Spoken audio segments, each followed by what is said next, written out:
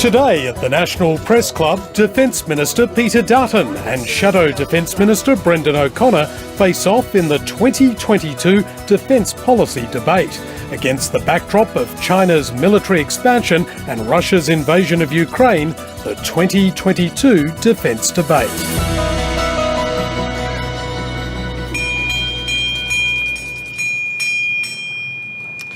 Good afternoon, ladies and gentlemen, and welcome to the National Press Club and today's Westpac address. My name is Andrew Tillett. I'm the club's Vice President and Political and Defence Correspondent for the Australian Financial Review. Today we are hosting the two men who hope to be the country's Defence Minister after the May 21 election, Peter Dutton and Brendan O'Connor. They face a time of great strategic uncertainty, with war in Ukraine and China's increasing assertiveness posing a challenge to the security and economic order that emerged after World War II. The rules of the debate have been agreed and are fully set out on the club's website, but here are the main points. Each speaker is allocated 6 minutes for opening remarks.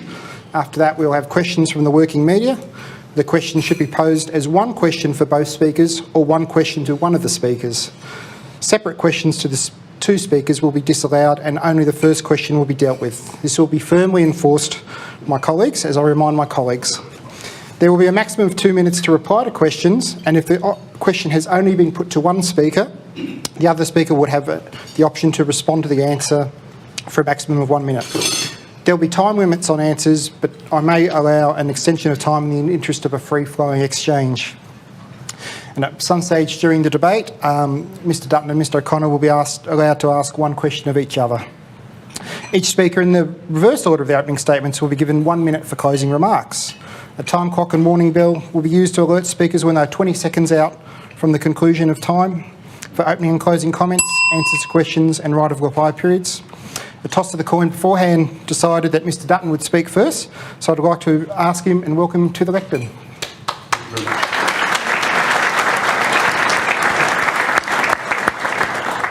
Andrew, thank you very much. Firstly, thank you to the club for hosting an important debate today. Can I acknowledge all of those in the audience who wear our country's uniform or have in the past, and thank you very much for your service to our ambassadors here today, and a very warm welcome to each of you in particular. And I point out to those who are watching today, didn't see the acknowledgement of the Ukrainian ambassador before, for which there was a round of applause.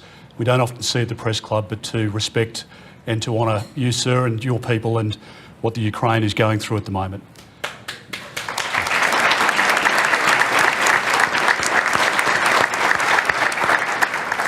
Ladies and gentlemen, as we know, for the past 3 years, our nation has been beset by some of the most challenging international circumstances faced by any government in our lifetime. Navigating our country through a once-in-a-century global pandemic has, of course, not been easy. But there is no one alive in our country today who has done this before. And on any metric, however you look at it, Australia has weathered the storm better than almost any nation on earth. Decisions taken by the Morrison government literally saved tens of thousands of lives and hundreds of thousands of jobs. We've kept our country safe and we've kept our economy strong. Australia has emerged from the pandemic in a position of strength and with cause for optimism about the future. But we know that we can't take that for granted. The world around us has changed, and we're facing a future that is more uncertain and a region that is less safe. What seemed unthinkable 5 or 10 or even 1 year ago, to be honest, has become our reality. War has returned to Europe, and we are today 70 days into Russia's immoral and illegal invasion of the Ukraine. China's intimidatory use of grey zone warfare tactics, like hacking and like economic coercion, is threatening the sovereignty and prosperity of every Indo-Pacific nation. We live in times echoing the 1930s, with belligerent autocrats seeking to once again use force to achieve political outcomes. If history has taught us anything, it is that when dictators are on the march, you can only preserve peace by preparing for war. You can only deter aggression from a position of strength. And the Morrison government is committed to building that stronger, safer Australia. The Ukraine has demonstrated very clearly, if anyone needed reminding, that direct military action can only be repelled by a direct military response. We know this, and so do potential aggressors. The Morrison government is committed to building a larger, stronger and better equipped Australian Defence Force. We are increasing the size and the capability of the ADF by around 30%, taking the total permanent force to almost 80,000 personnel. We're investing more than $270 billion into defence capability this decade, and we're undertaking the most significant renewal of the Royal Australian Navy since the Second World War. We're revolutionising Australian offensive cyber capabilities, investing $10 billion into doubling the size of the ASD, the Australian Signals Directorate, and turbocharging our ability to strike back against cyber conflict. The government understands that Australia must have an effective, deployable and integrated military force if we are to deter aggression. The nuclear-powered submarines that Australia is building at Osborne through the AUKUS agreement add an entirely new dimension to such calculations. The range, the stealth, the survivability of nuclear-powered submarines make them an incredibly powerful deterrent and capability for our country, underpinning the security of our nation for the next 50 years. But it goes beyond that. We've purchased or built and brought into service significant and serious capability which has made the ADF a stronger and more lethal deterrent. This has included joint air-to-surface standoff missiles to enable our FA-18 Super Hornets and our F-35 Joint Strike Fighters to hit targets at a range of 900 kilometres. We're also acquiring long-range strike capabilities, including Tomahawk cruise missiles to be fielded on our Hobart-class air warfare destroyers, the most potent warships ever operated by our Navy. We've acquired 24 MH-60R Seahawk maritime combat anti-submarine and anti-surface warfare helicopters, and we've built 3 of the 6 planned all-Australian Loyal Wingman uncrewed combat aerial vehicles. Now, in contrast, the Labor opposition likes to speak a big game on defence. But just like on borders, Australians need to look very closely at what Labor says before you see what they actually do in government. When the Coalition came to office in 2013, Labor had cut defence spending to the lowest levels since 1938 at 1.56% of GDP. In their 2012-13 budget, Labor cut defence by over 10% in real terms. It was the largest year-on-year fall in funding since the end of the Korean conflict. They delayed, cut or cancelled over 160 projects, not because the projects were behind time, but because they reallocated that money to other higher priorities. Now, we've undone Labor's damage and we've lifted defence spending to 2% of GDP. There would today have been $55 billion less in defence had Labor still been in government. This election is about deciding the choice and whether you risk Labor with our national security. Thank you, Mr Dutton. Right on 6 minutes, so I appreciate that. Mr O'Connor, I'd like you to invite you to make your opening remarks. Yeah, well, thank you, Andrew. I'd like to firstly acknowledge the traditional owners of the land upon which we meet and pay my respects to elders past and present. Can I thank the National Press Club for the invitation to debate today, acknowledge the parliamentary colleagues that are here, in particular Tim Watts, and can I also thank the Press Gallery. It's an important debate to be had, and of course you might understand I do disagree with what some of the things Peter has said. I acknowledge him too as my counterpart today. 80 years ago yesterday, the Royal Australian Navy and Air Force joined US forces to fight back on an aggressor that sought to take hold in Port Moresby and the Solomon Islands. The Battle of the Coral Sea was a tactical draw but a strategic victory. And in fact, what followed were 2 decisive wins in the battles of Midway and Guadalcanal. 7 months before that, a newly elected Prime Minister, John Curtin, turned our eyes to the United States, and that strategic pivot provided an opportunity to defend this nation effectively. 80 years on, that important security alliance is still in place, and it's been deepened and broadened, and in large part that's because of the bipartisanship it enjoys. So people shouldn't be surprised that Labor supported the AUKUS proposition when it was put to us.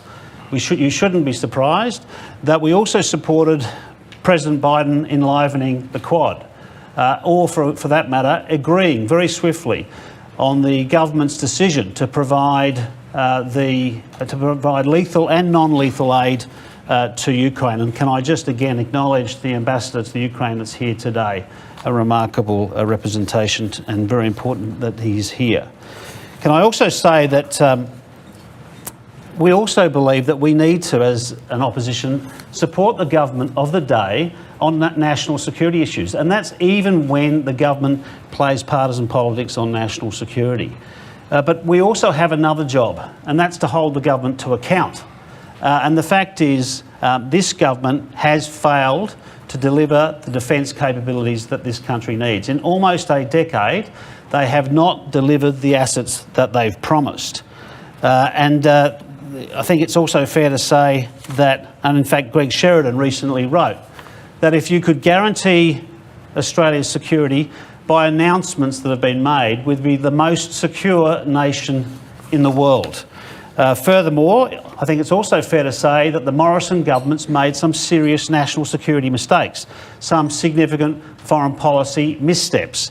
They've had 6 defence ministers in 9 years. They've had 4 defence ministers in 4 years under Scott Morrison, which has resulted in inadequate oversight and focus on this portfolio. They've not only failed to deliver a submarine in almost a decade, they've spent $5,500 million not doing so. They have had helicopters that can't provide cover fire for our troops and have cancelled that contract. It's wasting billions of dollars. A frigate contract that is delayed, riddled with serious engineering issues, billions of dollars over budget. Existing vessels with too little firepower, not updating the naval ship building plan as promised. Our only armed drone program, Sky Guardian, cancelled inexplicably, nothing to replace it. They've announced the life of type extension to the Collins-class submarines 6 years later than advised. On the national security front, Scott Morrison allowed for the Darwin port to be leased to a state-owned Chinese enterprise for 99 years. Just remember that. Labor. It was Labor when in government stationed the US Marines in Darwin, and it was Scott Morrison that flogged off the port to the Chinese. The fact is there are more mistakes too. We've seen it with the allowing a Chinese-owned company to store sensitive government data from the Australian Tax Office, Treasury, and if you can believe it, the Department of Defence. On the foreign policy front, they've badly damaged our relationship with the French, with the currently now newly re-elected French president. The European state, which has the greatest presence in the Indo-Pacific. Compounding that mistake, they forced President Biden to apologise to the French for that fallout. They've abandoned the strategic ambiguity approach adopted by the US when it comes to the conflict potential conflict that might involve Taiwan. They've turned on its head the Teddy Roosevelt maxim, talk softly and carry a big stick. In fact, they shout from the rooftops, but they don't deliver the stick needed, and it won't be here until it appears 2040. And finally, they dropped the ball in the Pacific, not being seen to treat Pacific Island countries fairly or seriously, cutting foreign aid, mocking their concerns about climate change, by failing to comprehend the importance of soft power diplomacy. They have failed the art of statecraft. And that's why we do need a government that thinks strategically and long term. We need a government that won't offend our friends. We need a government that enhances local content. We need a government that engages more in our region. Frankly, friends, we can do better. We need to elect an Albanese Labor government. Thank you. Thank you, Mr O'Connor. We've seen the early parts of the election campaign dominated by the security agreement between the Solomon Islands and China. A straightforward question for you both. Is Australia less safe today because of this agreement? I'm happy to go first. I think Australia is alongside with the United States and the United Kingdom, with India, with Japan, with many other countries in our region, in lockstep in the effort to maintain peace in our region. But I don't think we should pretend to the Australian people that we don't live in an uncertain time. I acknowledge the incredible work of my colleague, Senator Zed Seselja, who's here today, and the way in which he is engaged in the Pacific. But it is a tough market. And as we're seeing right across the region, in fact, right across the world. China's influence into Africa, their influence into broader Asia, their influence into even Europe is quite phenomenal. And the Labor Party talking down our country at this time is not in our national best interests. So how are we a safer country? How are we a stronger country? Well, we're a safer country by investing in the Defence Forces.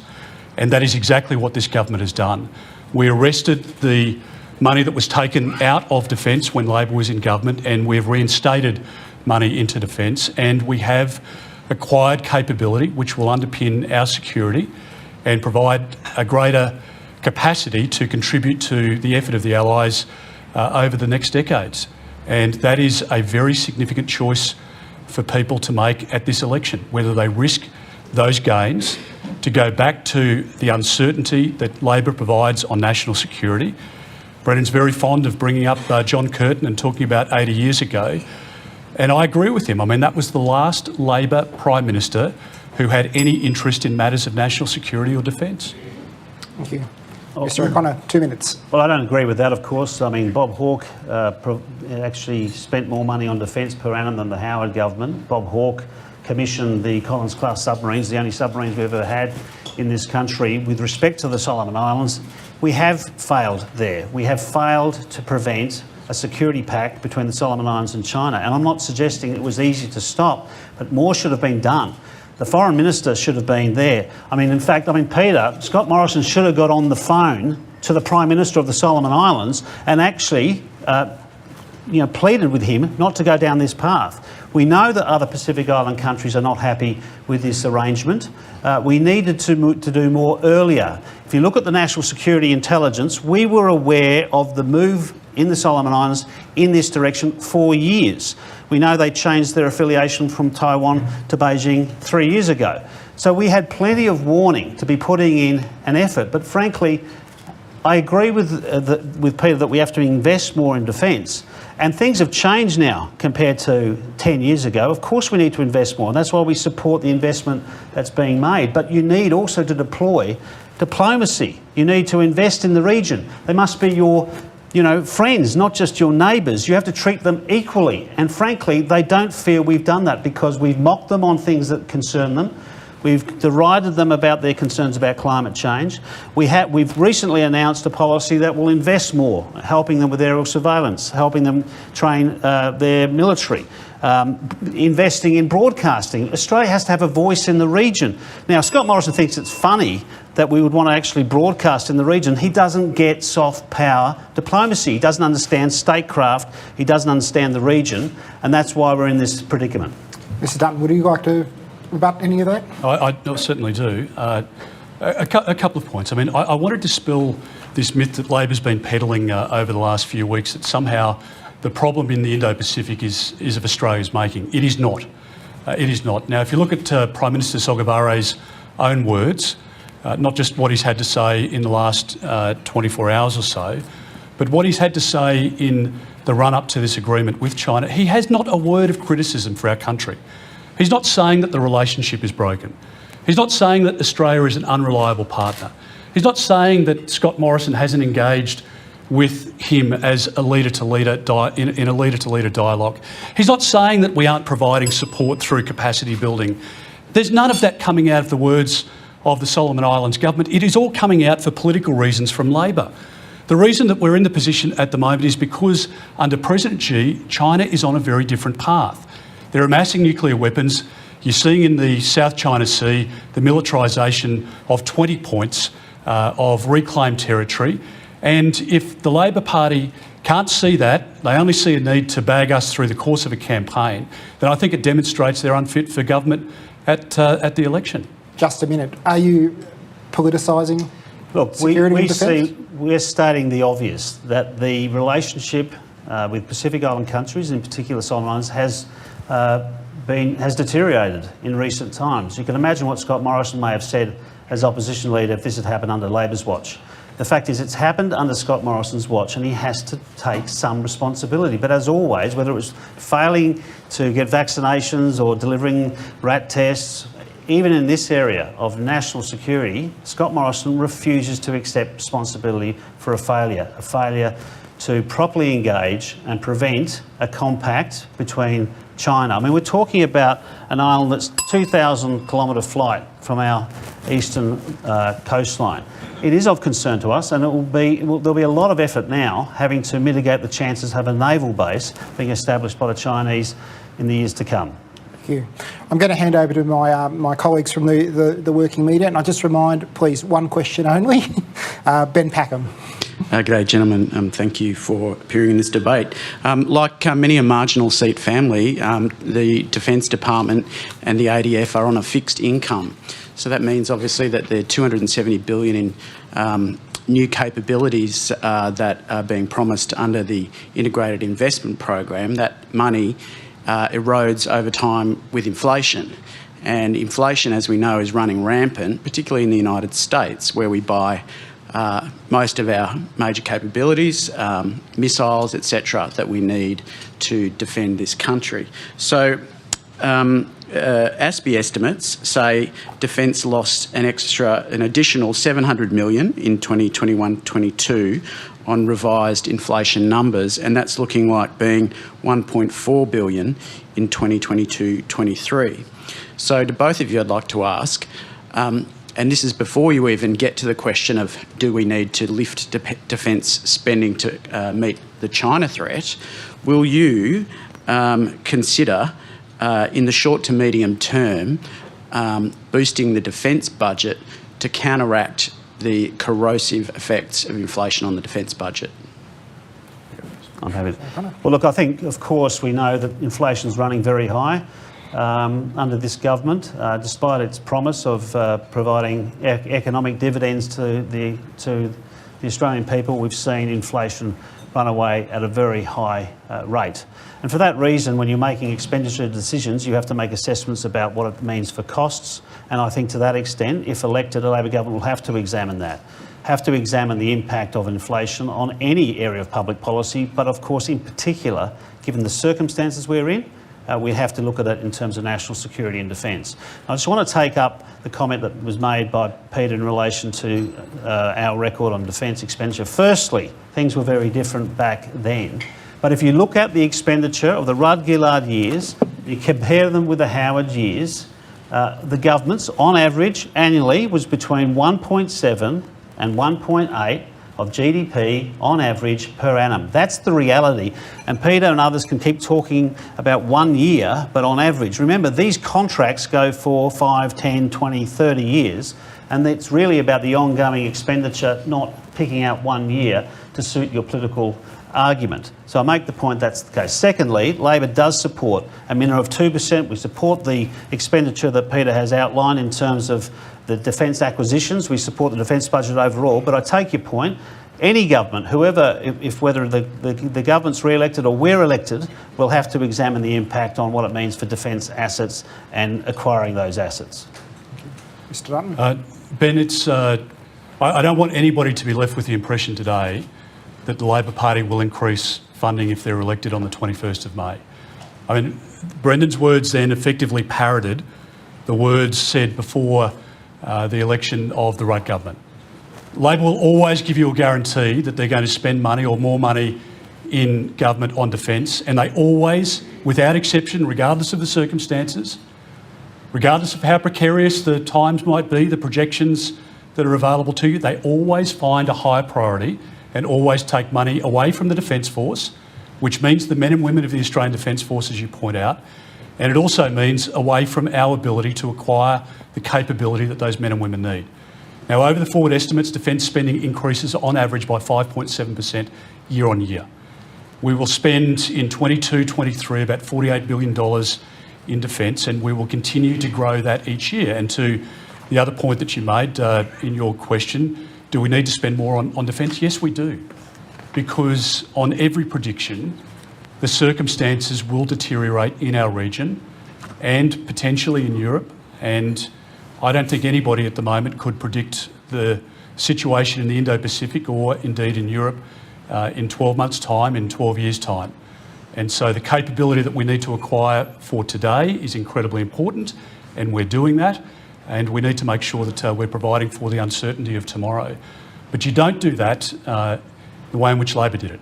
I would love today to be commissioning a submarine that Labor had ordered, or even a single boat. Not one during their time in government.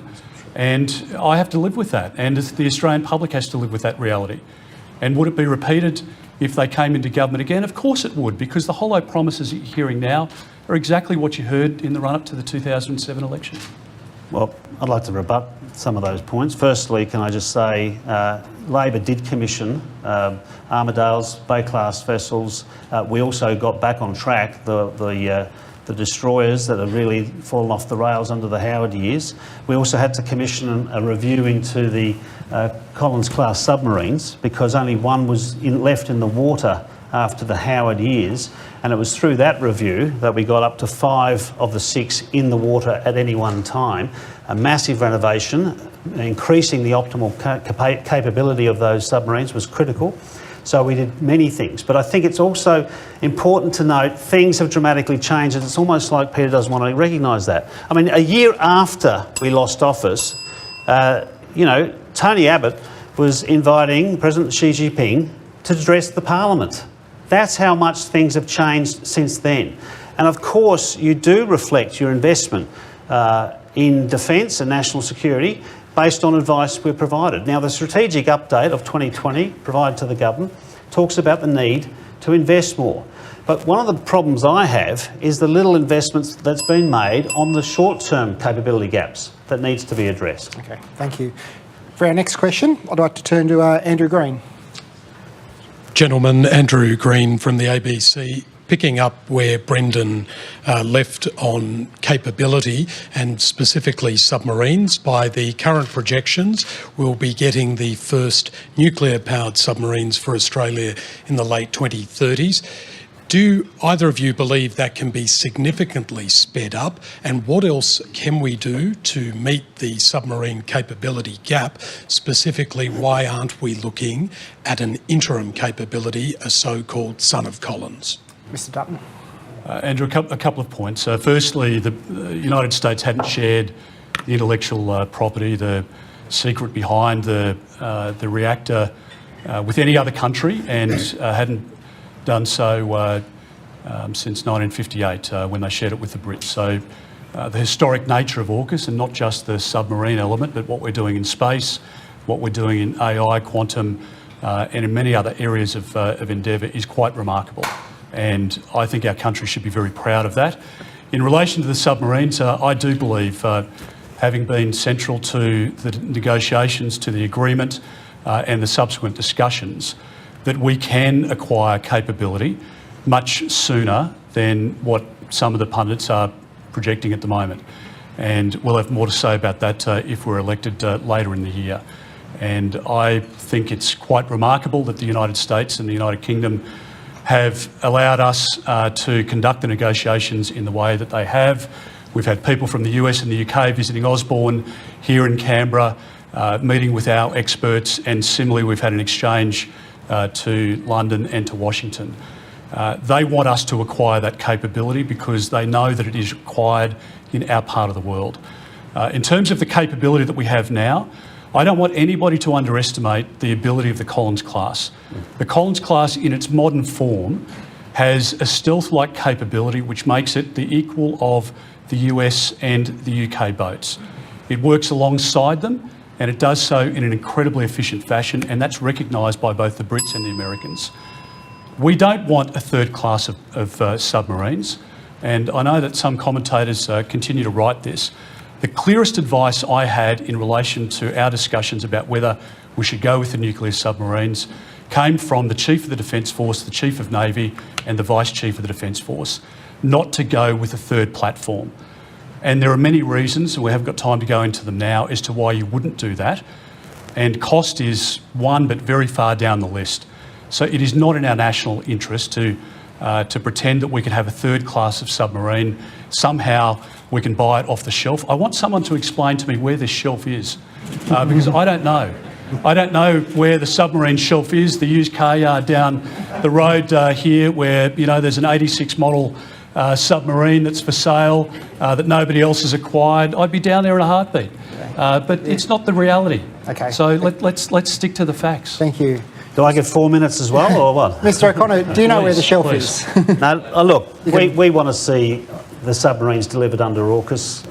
Anthony Albanese wrote to Scott Morrison and indicated we'd like to be part of a committee, a bipartisan committee, to oversight the 18-month review. Now, the Prime Minister, Scott Morrison, chose not to do that, but we do have a bipartisan approach to making sure we get the best assets possible. And it's not just submarines either, I might add. It's obviously other technologies, and Peter's right, we get access to technologies of the United States and Britain which we've not had before.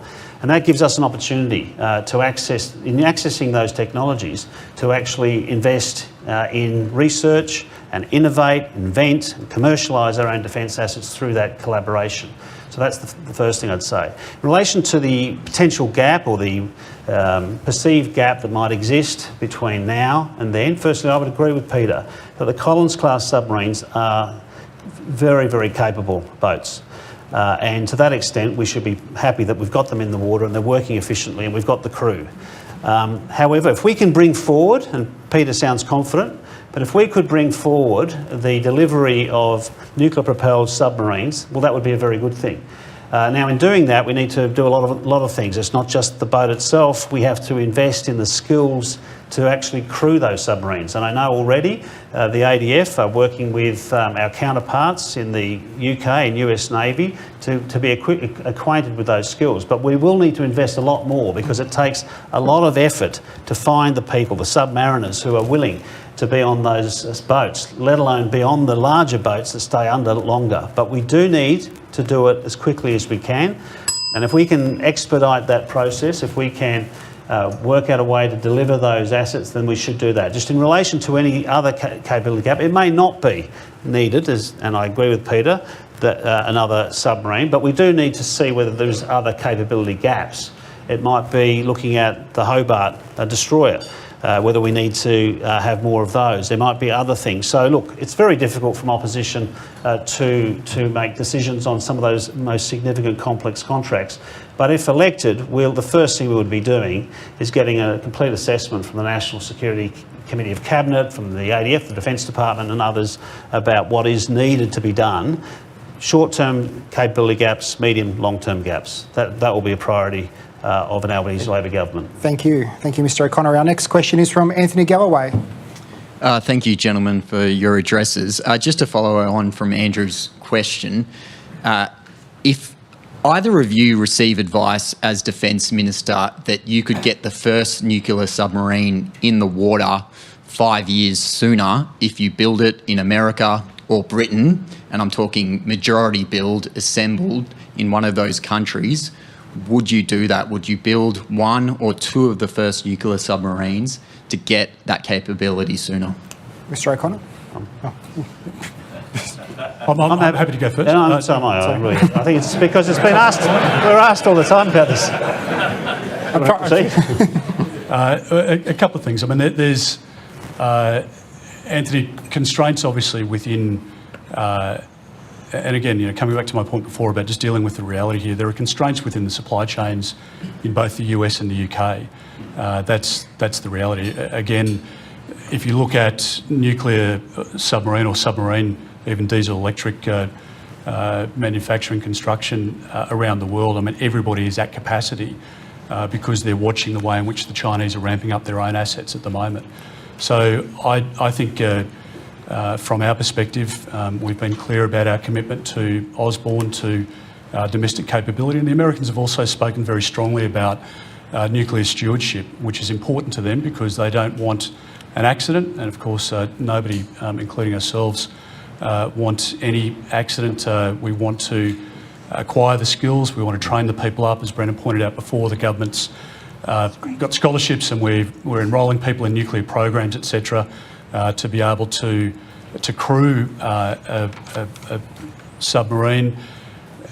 So it's difficult to see that prospect, but our commitment is to see them built here in South Australia, and then I hope that we can make an announcement as to which submarine we're going with in a condensed period shorter than the 18 months that we've spoken about, and we're on track to be able to do that.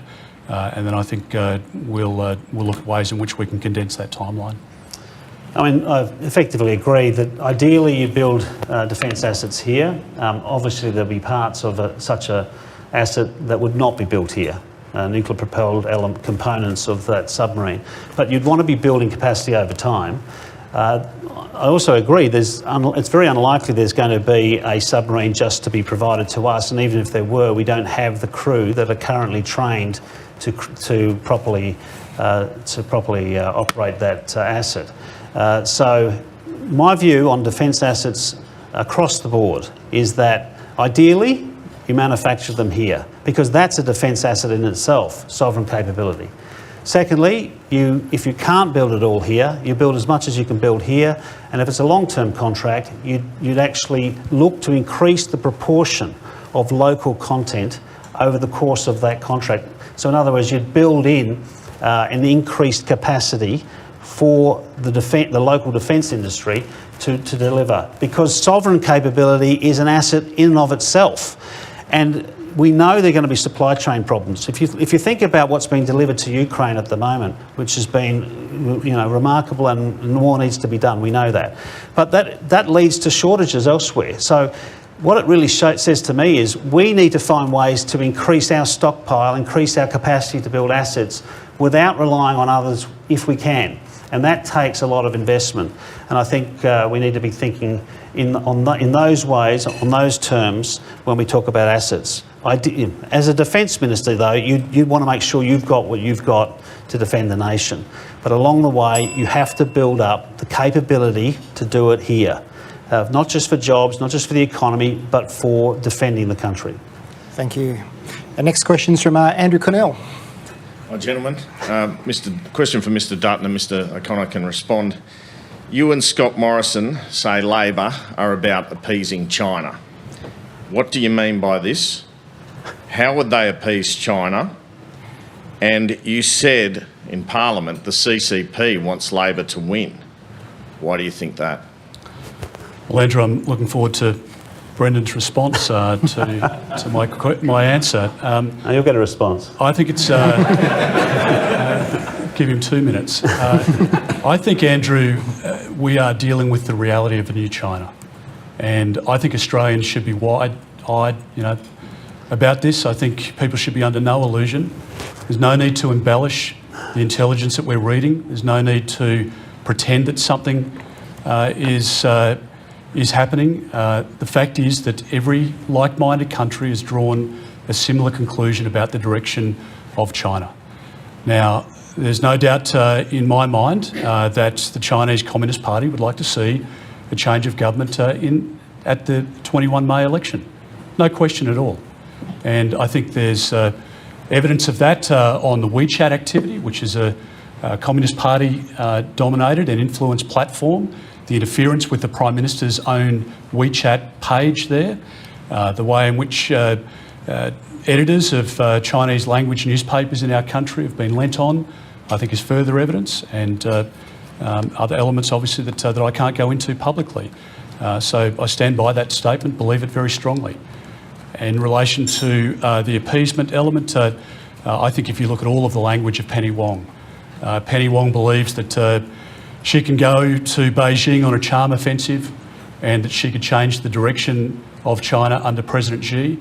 President Xi, of course, would be laughing under his breath as he was entertaining his dear friend here in Beijing, and that only if she was able to wind back some of the acts of aggression of the Morrison government, from signing AUKUS to acquiring missile capability, that the conversation could continue, and they'd continue to buy time. And I've been open and frank in my commentary because I want to see our country stay safe. I want to see our region continue the prosperity. I want to see people in countries that surround us that aren't as wealthy as we are lifted from poverty, and we can only do that if we've got security and peace in our region, and that's at the heart of everything we're trying to do to defend our nation. Thank you, Mr Dutton. Mr O'Connor, your response. Well, I don't agree with that conspiracy theory of Peter Dutton that there's some benefit for China given the position that Labor's taken in relation to China and its changed conduct. As I said from the outset, if I'm just allowed to finish, Peter, you've just had to go. As I said from the outset, we know China has changed. We know it's now more assertive, more aggressive, more coercive, and in fact Penny Wong, who's just been verbaled by Peter, made that clear in contributions last year where she outlined the significant shift that's happened in the region. And as Dennis Richardson said, an eminent, probably the most eminent, former head of security agencies, many agencies as we all know, said it is not in this country's interest for a political party to attack the other major political party on the basis of appeasing China, particularly when it's untrue. Where would relations with China be different under Labor compared to the government, though? Well, I think we've been saying now for some time. We've agreed with the government. We have, and when I've been asked questions about am I blaming the government for the changed behaviour of China, I've made it unequivocally clear that it is not the Australian government or Australia that's changed its behaviour. It is China. It has become aggressive, assertive and coercive, and it's using and applying methods of operation that we would not operate under those same forms of behaviour. I've made that very clear. Anthony Albanese's made that very clear. Penny Wong's made that clear. I think the reality is, yes, you will see China involve itself in our matters from time to time improperly. But that doesn't mean it wants one over the other, and of course it suits Peter's purposes to suggest otherwise. Do you think China will change, given that the world is moving towards a tougher sort of stance? My assessment is no, Andrew. I think if you look at the relationship now between China and Russia at a time when the rest of the world is applying sanctions in a unified way or condemning Russia for the acts of aggression, China is forming this unbreakable bond. When you look at the amassing of nuclear weapons, militarisation in the South China Sea, the loss of Indian troops on the shared land border at the hands of Chinese troops only within the last few years, I think it's deeply concerning, and it's heading in one direction. And that's why we do need to be strong, not weak, as Labor was when they were last in government, and we need to make sure that we stand with our allies, and that's been the basis of the AUKUS agreement so that we can project that strength. I want nothing more than a normalised relationship with China. We have an incredible diaspora community here, wonderful Australians who have worked hard, they've educated their children, they're law-abiding, a huge part of the success story of migration to our country. But the direction of the Chinese government at the moment, including in our own region, is alarming, and we should be realistic about it. Thank you. Thank you. Now it's time, I guess, open mic night, where both of you can ask a question of each other. Who would like to go first? I'm happy to ask Peter a question. Got several in mind, but I'll just use one. Just ask one. No profanities, though, Brendan. Not with the mics, anyway. But look, given upon reflection, when you think to the comments you made about it being inconceivable that we would not engage in a war with a nuclear superpower given an invasion of Taiwan that might involve the United States. Do you think on reflection, answering that hypothetical in the affirmative was the right thing to do, and would you say it again? Well, Brendan, we have an alliance with the United States. It's served us well for decades. The United States has been the underpinning of security in our own region for the last 80 years. I know at different times during Labor's history, including under the leadership of Mark Latham, I think you voted for Mark, there was talk about breaking the alliance with the United States. That will never happen under a coalition government. We are a population of 25.8 million people.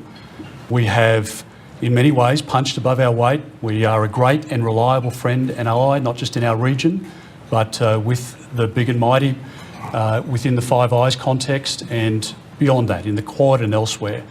And so do I think that we would shirk away from our responsibility to be a good ally with the United States? No, I don't. And I don't think that would be in the interests of our country. I think you would put us in an incredibly precarious position if Labor again decided to break the alliance with the United States. I think that would be a travesty. And I don't think... That's never happened. Well, it was spoken about, and the hard left of the Labor Party would break the alliance with the United States tomorrow, Brendan. Sir. You can go through your colleagues one by one who would seek to do that. And this is a time where we need to stand up together. Brendan today hasn't been able to point out one quote, not one quote from Prime Minister Sogavare of criticism of our country. Not a single word. That's not true. Not a single word has he been able to point out. You should ask me that question. And so I think when you look at who has changed in the region, it is China. And as I've said before, I want to make sure that we can have a normalised relationship, but we're not going to cede our democracy, or we're not going to be in a position where we don't question human rights abuses. We are a country that stand up for our values, and we're not going to deviate from that. And that's the strength of the coalition, and that is the choice that people have to make at this election between a weak government led by Anthony Albanese, who will take money away from defence, or a proven track record of the Morrison government of supporting the men and women of the ADF and investing in a record way to keep our country safe. Thank you. Mr Dutton, your question to Mr O'Connor. Brendan, the last time you sat around the National Security Committee table, you were responsible for the arrival of some 12,000 people on 184 boats. What do you say to the men and women of the Australian Navy who are still suffering from PTSD today from having pulled those bodies from the water of those women and children who drowned at sea? Well, I firstly obviously have enormous admiration for the Customs and Naval personnel who rescued people at sea, who would go into dangerous situations in high sea states. And I can remember it vividly in 2010 when I flew into Christmas Island on the day that that unseaworthy vessel foundered on the rocks of Christmas Island. Our crew went into tenders and ribs, plucked, retrieved and rescued people out of the water. I was involved with the administrator having to set up a temporary morgue of people. People had arrived or tried to arrive. It was a devastating time for those people, for the naval and customs personnel who I later on met privately because of their brave actions. They didn't have to go in that day. And I assure you, I was aware of it before then, but after then, I was very much instrumental in moving and changing the policy of the ALP to take on a more deterrent position in relation to people that leave countries of transition, as it was the case with that vessel. Because I do believe you need to have deterrence. And frankly, we did try to put some things in place, and we'll never know if they were to work. But I'll tell you this, I didn't join up with the Greens like Scott Morrison, Tony Abbott and Peter Dutton to stop us trying to put in place a Malaysian arrangement. They voted with the Greens not because they thought the Malaysian arrangement wouldn't work. They voted with the Greens because they were scared it would. So they acted in a partisan way back then on this issue. Now, frankly, we did put in offshore processing, but we do believe processing should happen, but we put it in place. This government, and I'll give it credit obviously, put in other elements that have provided a deterrence, and Labor supports Operation Sovereign Borders on that basis.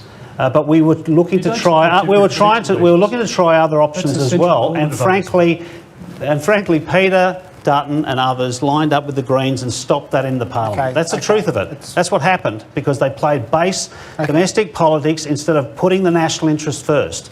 And that's what we were left with. Now, I will pay tribute to the ability to stop those vessels. But can I just say in relation to offshore processing, we need to also process people.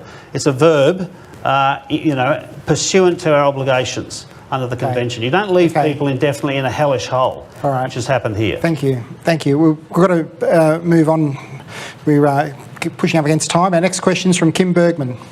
This question mainly for Minister Dutton, but I'll be interested in your views, and it's about diminishing transparency surrounding defence decision-making.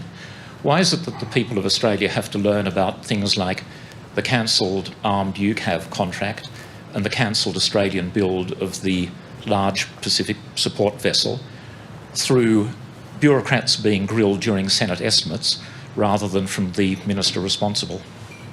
Well, Kim, I've been very clear to the Defence Force, to the Secretary of my department, to the Chief of the Defence Force, and with service chiefs, I've been very clear to the Australian people that where we have programs that are not performing, those programs will be terminated. And I've been clear with our industry partners that we value the partnership very much, but we expect in a contracted arrangement for there to be performance. And where people aren't performing, then we aren't going to continue that arrangement.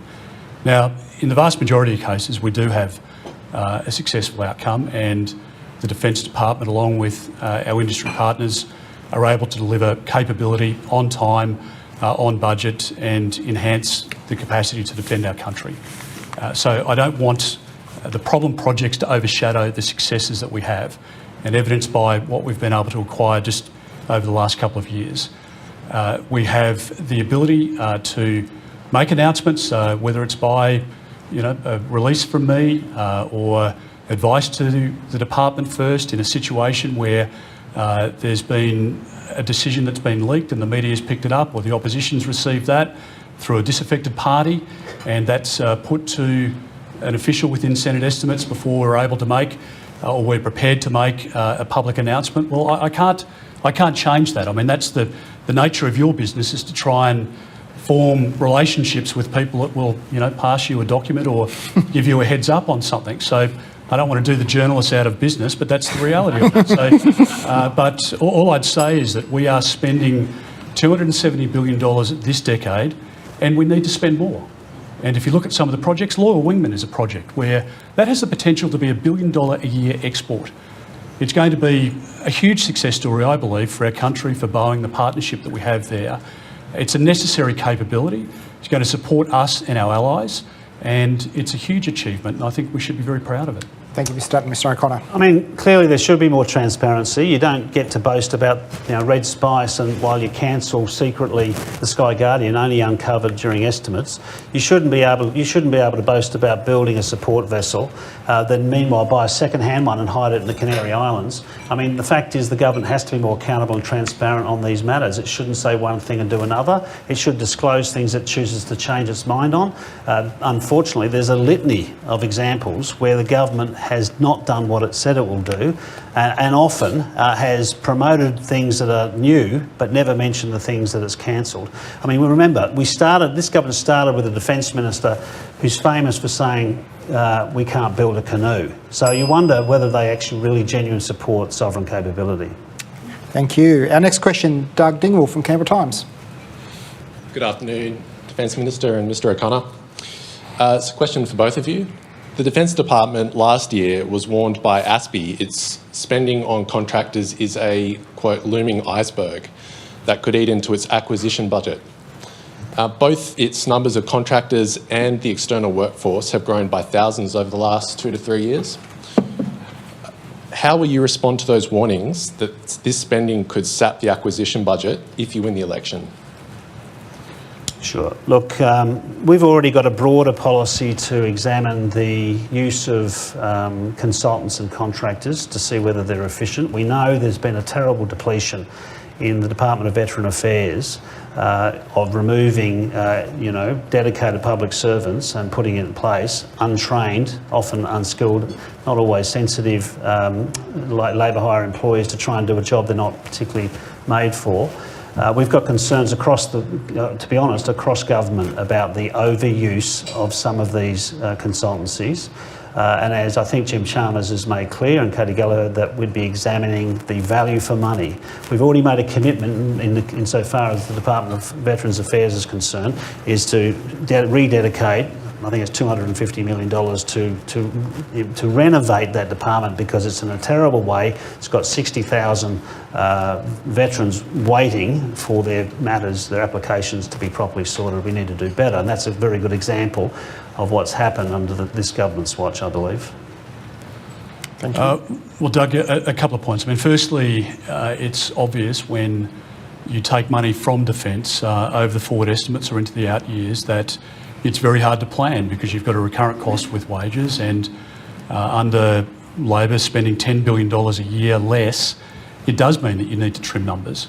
And that's the impact. It provides great uncertainty for the workforce, for the forward projections about how programs are going to be delivered, and the like. And As I pointed out before, we have put ourselves in a position where we've corrected Labor deprioritising defence, taking money out of the ADF, and not only have we stabilised, but we've increased the spending, and over the forward estimates we go beyond 2%. And we grow to next year $48 billion a year, and by $3 billion or so each year from there. And as I said before, my judgment is that we will need to commit more to defence into the future as well. I suspect your argument as a journalist from the Canberra Times is not that there should be less jobs in Canberra. And Zed Sezel just pointed this out, I think incredibly powerfully, about the union between the Labor Party and the Greens. If Anthony Albanese is to win government on the 21st of May, it will only be in concert with minor parties, including the Greens, as happened when Labor was last in power.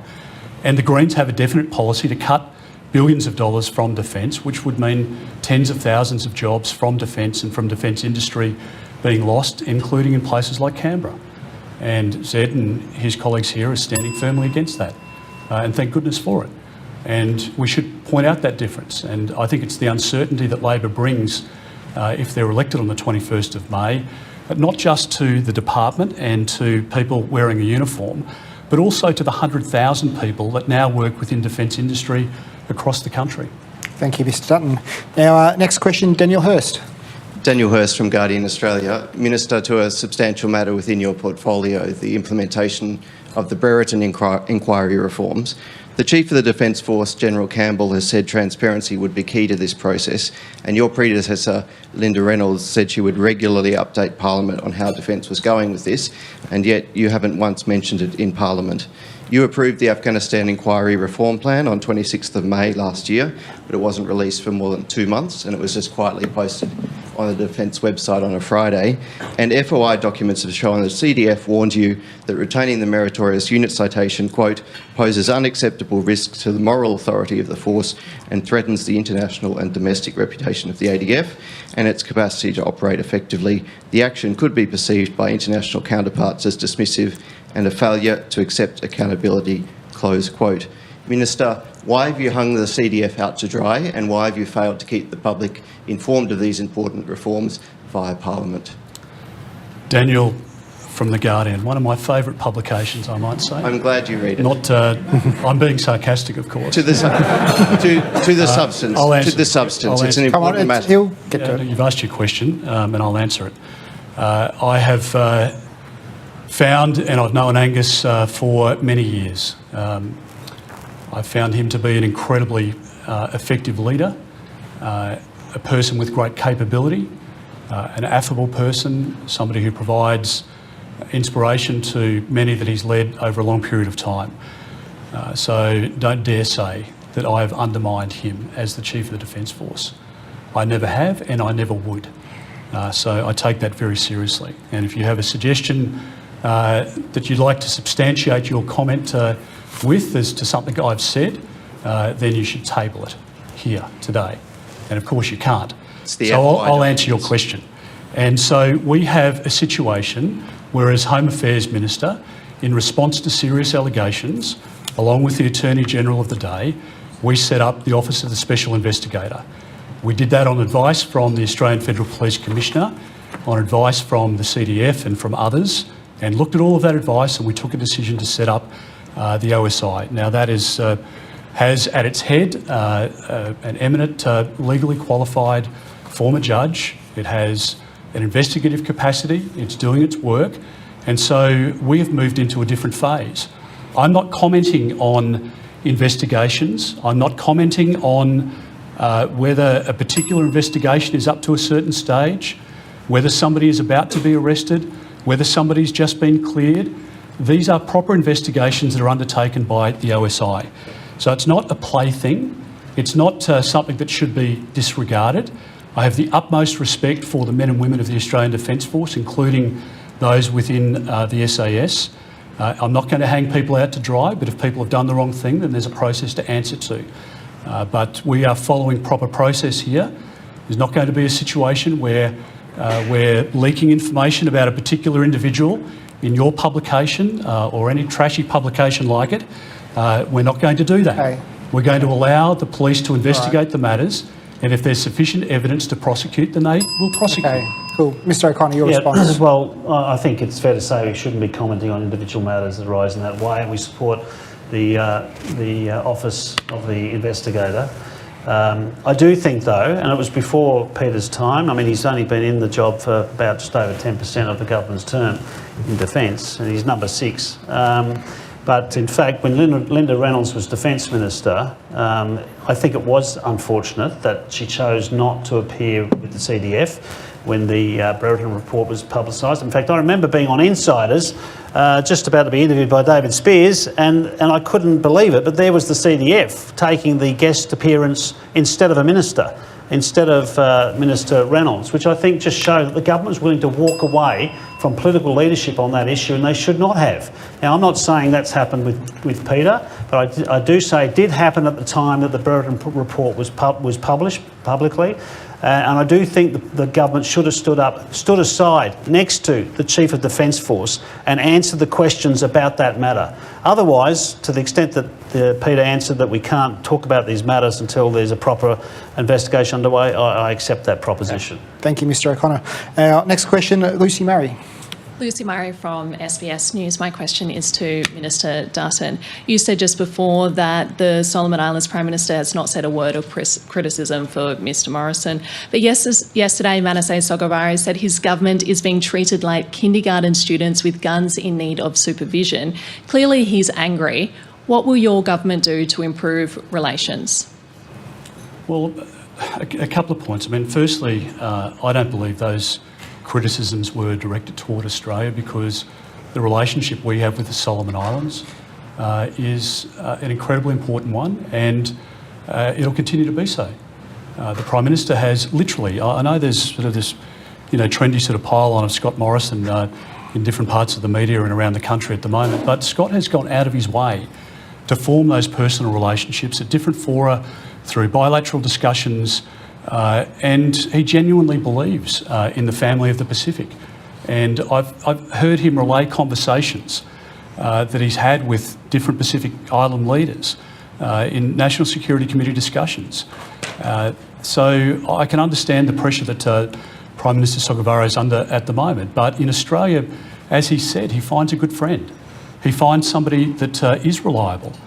He's not suggesting that we can't provide support to the Solomon Islands. We've got ADF and Australian Federal Police on the ground in the Solis now, and that will continue to be the case. We haven't withdrawn effort. We haven't been asked to withdraw. We were requested to go there, and the NSC took a decision that we would do exactly that because we wanted to help a friend. But China operates by very different rules, and if you want to pretend that this is a problem of Australia, well, pretend it's a problem of Japan in the East China Sea, and pretend that it's a problem of India on the land border, where the Indian troops have been killed, and pretend that it's a problem of the Philippines that are, at odds with the Chinese government at the moment, and pretend that it's a problem of Vietnam where their waters are being fished out. I mean, this is an issue worldwide. Talk to the Sri Lankans, where the port's just been taken back because they can't meet the debt repayments to the Chinese government. We're living with that reality, and you can sort of dance around the different, half sentences and the nuance here and the nuance there. Our country faces a very uncertain time, and now is not a time to risk a change of government to a weak government at the next election. Mr O'Connor, a response, please. Well, I think it's fair to say that Scott Morrison should have put in more effort. He should have made a phone call to the Prime Minister of the Solomon Islands. He should explain to the Australian people what red line means. I think that's why you might be getting a response, or we are getting a response from the Solomon Islands after the rhetorical red line reference, which was never explained. I've sought a briefing from the government as to whether something has changed so significantly as to allow the Prime Minister to invoke that phrase, but I don't suppose there is. I think it's just a rhetorical flourish, but it's really that lack of engagement, the fact that the Foreign Minister wasn't in a position to visit. It's been a long time since a senior ministerial visit to the Solomon Islands, and I think we've dropped the ball, frankly. Thank you, Mr O'Connor. We're unfortunately out of time for further questions, so it's now 1 minute closing remarks. Mr O'Connor, can you please go first? Well, thanks very much. Well, this is a very important debate, and it's a very important time for the Australian people to make a decision about who is best equipped to defend this nation. Who is likely to engage not just hard power investment in defence, and to that extent we agree with the government, but who's going to deploy diplomacy, who's going to invest and within the region and internationally, who's going to make sure that we are engaging fully, sincerely with our neighbours. They're not just our neighbours, as I said before, they're our friends. Which government really seriously believes in sovereign capability, investing in enhancing local defence industry to manufacture defence assets here? I would say answer to that question is a Labor government is more likely to be engaged in diplomacy as well as investing in defence. It's a Labor government that's more likely to be investing in defence local industry, making sure we have enforceable provisions to allow for local content in those very large contracts. I think the government's dropped the ball. They've been derelict, regardless of the rhetoric of Peter. They have let the Australian people down, and it's time for an Albanese Labor government. Thanks very much. 1 minute. Well, Andrew, on the 21st of May, when Australians walk into that polling booth, they will be faced with a choice. Our country is grappling with security challenges of scale and complexity that we have not experienced since the Second World War. Australians have a choice about who will lead our country through a dangerous and uncertain time. It's a choice between an experienced Morrison government that has invested in our security, has made tough decisions, and has a track record of keeping us safe and our country safe. Or the alternative, a Labor Party with a weak leader and a track record of failing to properly fund our defence force. It's a choice between a Morrison government that has a plan for a stronger Australia and a Labor opposition that has no plan to keep us safe. Under the coalition, defence spending has increased by over 60%. Navy spending is up by 76%, Army up by 49%, and Air Force by 132%. Under Labor, defence spending was cut, and it was cut, and it was cut further. They delayed or cancelled or cut 160 projects. The truth is that Labor can't manage the economy and they can't manage national security. Right. They did it in the Defence Force, just like they did it in our national security and law enforcement agencies. Okay. Our country at this time cannot afford Labor at the next election. Okay, thank you. Thank you both for appearing today. As they say, the first job of a politician is to get themselves re-elected, so we appreciate you've taken time out from your local campaigning to participate in this important debate. And if we can ask you to shake hands, and thank you very much. Thanks, Peter.